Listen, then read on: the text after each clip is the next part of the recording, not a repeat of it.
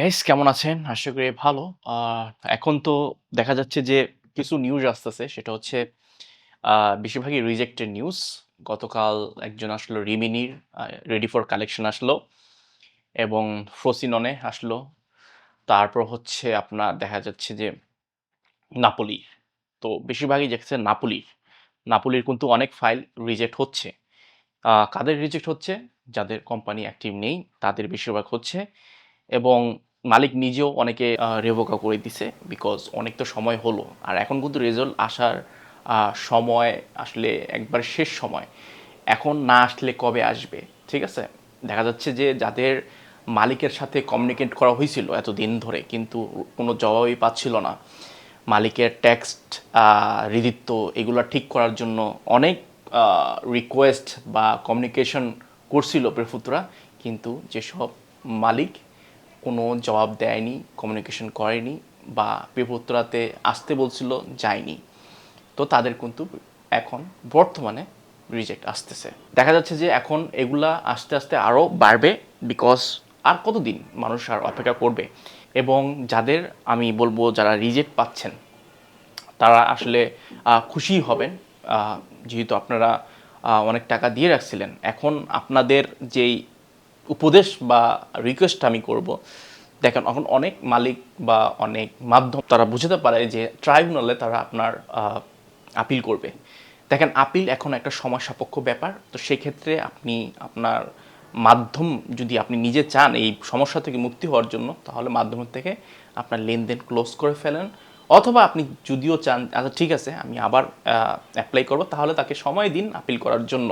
কিন্তু আমি বলবো যেসব মালিক আছেন আপিলের ক্ষেত্রে যেতে চাচ্ছেন তাদেরকে আমার রিকোয়েস্ট বা উপদেশ থাকবে, সেটা হচ্ছে আপনারা এভাবে না করে আপনারা 2026 সালেই আপনার ক্লিন ডেতে আবার আবেদন করেন। সেই ক্ষেত্রে আপনার আরও সুবিধা হবে বিকজ ওই ফাইলটা নিয়ে আর কত ঘষা মাজা হবে। যারা এখনও আপনার ফেক নলস্থা নিয়ে আসেন তাদের রেজাল্টটা ডিসেম্বরের মধ্যেই হয়তোবা পেয়ে যেতে পারেন। গতকাল কিছু স্টুডেন্ট মানুষটা আমাকে মেসেজ দিল এবং বলল যে ভাই আমার তো 2024 সালেই আপনার ইমেল আসছিল যে সিস্টেমে আপনার নলস্থাটি পাওয়া যাচ্ছে না, তো সেক্ষেত্রে এমপ্লয়ির সাথে যোগাযোগ করেন। দেখেন এই মেসেজ পাওয়া মানে হচ্ছে কি আপনার নলস্থাটা ফেক ছিল তখনই যখন বলা হয়েছিল। এখন আপনি বলতেছেন যে আমার পাসপোর্ট তো পুরনো পাসপোর্ট দিয়ে নলস্থা উঠাইছি, এখন নাকি নতুন পাসপোর্ট দিয়ে করলে সেটা সমস্যার সমাধান হবে। এগুলো হচ্ছে দালালদের একটা বেঁচে থাকার একটা উপায়। ঠিক আছে, এটা আপনি মিথ্যা কথা বলছে, আপনার রিজেক্ট হয়ে গেছে এই কারণেই হয়তোবা তিনি আবার নতুন পাসপোর্ট দিয়ে তিনি আবার ইমেল করবেন, এইসব সব ফালতু কথা। এগুলা যারা হইতেছে আপনার অলরেডি ইমেল পেয়ে গেছেন বিএফএস গ্লোবাল থেকে, ইতালি অ্যাম্বাসি থেকে যে আপনার সিস্টেমে পাওয়া যাচ্ছে না, সেক্ষেত্রে এগুলাতে আর ওয়েট করে লাভ নেই, লেনদেন ক্লোজ করে ফেলেন তার সাথে। ঠিক আছে, এটাই সোজা ডাইরেক্ট কথা আমার। আর যারা ফ্রোসিননে আছেন, নাপুলির আছেন, রিমিনি আছেন, একটু ধৈর্য ধরেন, আপনারা এই কিছুদিনের ভেতরেই আপনাদেরও রেজাল্ট আসবে। যাদের নলস্থা অরিজিনাল আছে, মালিক অ্যাক্টিভ আছে, তাদের ক্ষেত্রে কোনো টেনশন নাই। আর যাদের মালিক অ্যাক্টিভ নাই, সেই 2023 সালে আপনার ডিসেম্বরের পরেই আপনার কোম্পানি উধাও হয়ে গেছে। ঠিক আছে, ব্যাঙের ছাতার মতো কোম্পানিগুলো উঠছে এবং নরস্থ উঠাইছে এবং 6 মাস অ্যাক্টিভ থাকে, আবার 6 মাস বন্ধ হয়ে যায়। দেখা যায় যে আপনার ট্যাক্সের কোনো হদিশ নেই, কোম্পানি পেপ্রুতা থেকেই বন্ধ করে দিছে। ঠিক আছে, দেখেন এইসব মালিকগুলা, কিছু কিছু মালিক আছে প্রেফুতরা যেতে চায় না এবং কমিউনিকেট করতে চায় না, কারণ ওরা অলরেডি জানে, অলরেডি কমিউনিকেশন গেছে যে তাদের কী কী সমস্যা আছে এবং তারা যায় না হচ্ছে তাকে একটা বড় সড়ো জরিমানা করা হবে প্রেফুতরা থেকেই, আয়কর উৎস যে প্রতিষ্ঠান আছে সেখান থেকেই জরিমানা করা হবে। যাদের কোম্পানি দেখা যাচ্ছে ট্যাক্সড আপনার সিস্ট করা হয়েছে, তার কোম্পানি সিস্ট করা হয়েছে, তাদের যদি এখন তারা কেন যায় না আমি বলি, তারা যদি এখন যায় সেখানে ওটা ঠিক করতে যায়, তারপর প্রথমেই 3,000 ইউরো জরিমানা নেবে। সেটা ঠিক করার জন্য নেবে না, 3,000 ইউরো জরিমানা নেবে শুধু। এবং সেটা যদি ঠিক করতে হয়, মালিকের যদি অ্যাক্টিভ করতে হয় আবার, তাহলে 50,000 ইউরো, ইটালির রুলসের মতে, রেগুলেশনের মধ্যে 50,000 ইউরো সমপরিমাপে তাকে একটা ব্যাংক ড্রাফট করতে হবে এবং সেখানে 3 বছর রাখতে হবে। তারপরেই সেই টেক্সট আপনার আপনার যেই নরস্থায় উঠছে, যে কোম্পানির আন্দোলনে নরস্থায় উঠছে, তারপরে নতুন ট্যাক্স আইডি পাবেন। এছাড়া সম্ভব না। সেই কারণেই অনেক মালিক কিন্তু পেফুতাতে যেতে চায় না, কারণ অলরেডি জানে এখানে গেলে একটা প্রবলেম হবে, সেই ক্ষেত্রে এভাবেই পড়ে থাক।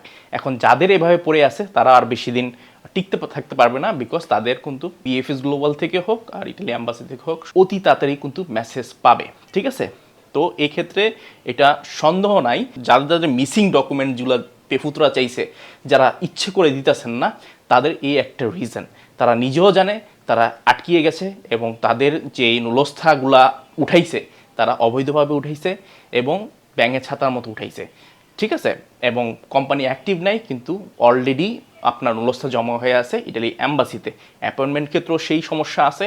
যাদের বললাম তো ভাই, এগুলা হচ্ছে একটা বড় সিন্ডিকেট ইটালি ধরতে চেষ্টা করতেছে, এবং এটার ধরার যে প্রক্রিয়া আমি বলবো খুবই ধীর গতিতে করছে ইটালি। এটা আরও আগে কেন করেনি এইসব জবাব খোঁজার আগে এখন দেখতে হবে যে কত তাড়াতাড়ি সম্ভব এইসব ফাইলগুলা তারা দিতেছে।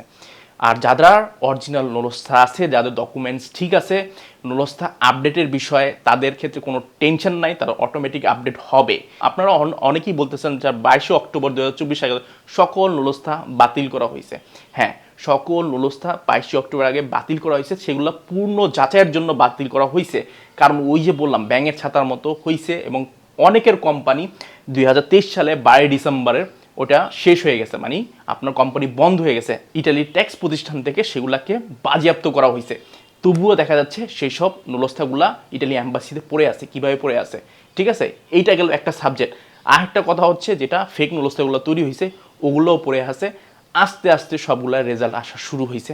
আমি যত তাড়াতাড়ি সম্ভব আপনাদের এই অপেক্ষা 2025 সাল পর্যন্তই আপনাদের এই অপেক্ষা করতে হয়, সেটাই কামনা করতেছি।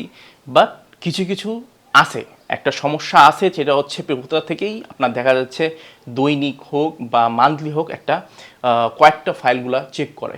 এটা বেশিরভাগই হয়েছে সালের্নোর ক্ষেত্রে। সালের্নোর আগেই বলছি, সালের্নো কোম্পানি অঞ্চলের যেসব পেপুত্র আছে এগুলো হচ্ছে জন্মের অলস। এই অলসতার কারণেই আপনি যদি তাদের রেটিংও দেখেন, খুবই খারাপ রেটিং। তাদের পেফুতরাতে প্রতিজন যায় আর কমপ্লেন করে।